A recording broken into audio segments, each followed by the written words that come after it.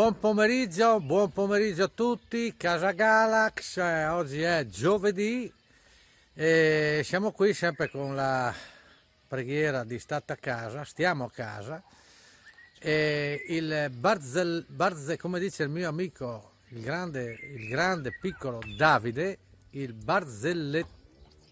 barzellatore Galax, oggi dedica la barzellettina agli amici che lavorano in banca ed è questa qua. Allora entra questo rapinatore con la maschera di Conte.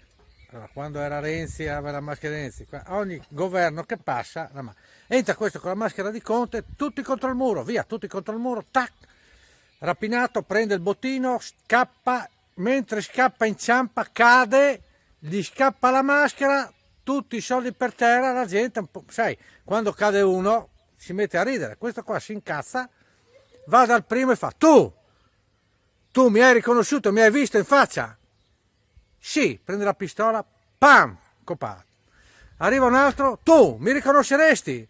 Stato Furlan, sì, anche sì, pam, copato. In fondo alla banca marito e moglie, oddio, e l'uomo, e il marito, oddio il venca, sta fermo, non fa finta di nuove, c'ha le basse, fa finta di nuove, oddio arriva, sta ferma, va dall'uomo e fa: tu, guardami in faccia, mi hai riconosciuto? Mi riconosceresti?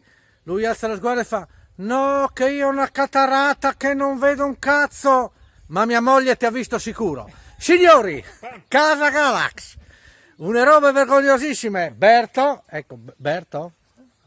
vediamo Berto, saluta, eccolo qua, Berto, cane esperto, une robe vergognosissime. Ciao.